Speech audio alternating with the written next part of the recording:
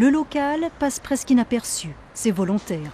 Ici, dans l'anonymat, les enfants apprennent à déposer un fardeau inacceptable, une agression sexuelle, psychologique ou physique.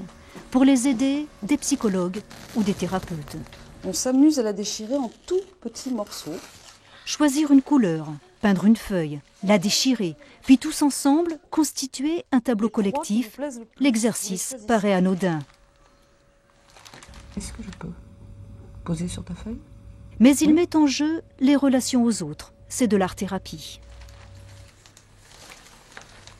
Chaque fois qu'on travaille sur ce genre de choses, se crée un transfert sur l'objet. C'est-à-dire, c'est plus nous qui sommes en cause, mais l'objet. Donc du coup, des choses fortes peuvent se jouer sur l'objet.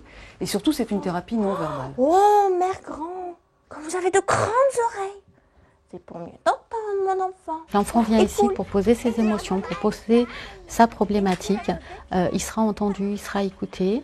Et puis ensuite, on va travailler avec lui pour lui donner une force, pour lui montrer qu'il a des ressources en lui pour faire face à une difficulté. La chevillette et la bobine. Dans l'atelier conte, l'enfant agressé choisit toujours le rôle de la victime, le petit chaperon rouge, ou celui de l'agresseur, le loup.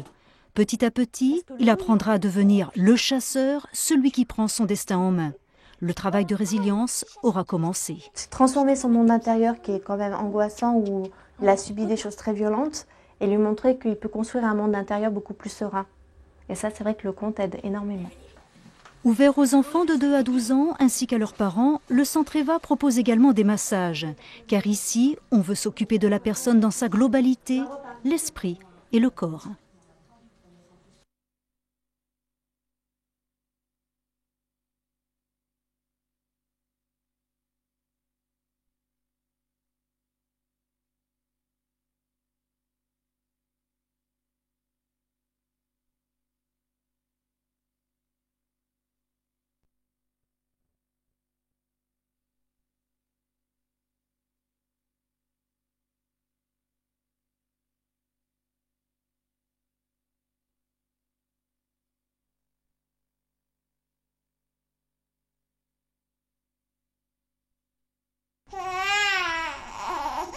Les pleurs du bébé, parfois plus de 80 décibels, le son considéré comme le plus stressant pour l'être humain.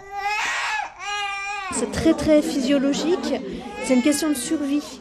Et c'est ce qui permet justement qu'on réponde à son besoin. Un bébé pleure en moyenne 2 heures par jour et c'est normal, c'est son seul moyen de communication. Mais ces pleurs sont toujours l'élément déclencheur du syndrome du bébé secoué. Alors quel est le scénario du bébé secoué? C'est de prendre l'enfant à bras-le-corps, par les bras, le thorax, parfois par les pieds, mais c'est surtout par le thorax et les bras. Et on va le secouer violemment. Il faut savoir qu'un secouement dure à peu près entre 5 et 20 secondes. 5 à 20 secondes, cela paraît très court. Mais avec ce mouvement de coup de fouet, la tête de l'enfant peut atteindre la vitesse de 120 km/h, laissant des séquelles très graves, voire entraînant la mort. Dans la salle, des mamans et des professionnels de la petite enfance. Toutes, à un moment ou l'autre, ont été excédées par les pleurs des enfants. Toute personne peut arriver à ce stade-là. Moi, j'en suis jamais arrivée à ce niveau-là, mais c'est vrai que le stress, la fatigue, les premiers mois, c'est très dur. Ne plus supporter les pleurs, c'est une réaction normale. Il ne faut pas culpabiliser, un point très important pour les parents.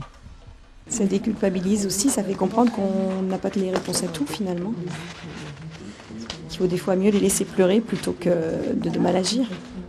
Laisser l'enfant pleurer dans son lit, passer le relais et se faire aider, quelques conseils pour éviter le pire. Un regret, pas d'homme dans la salle hier soir, et pourtant ce sont eux qui secouent les bébés dans 75% des cas.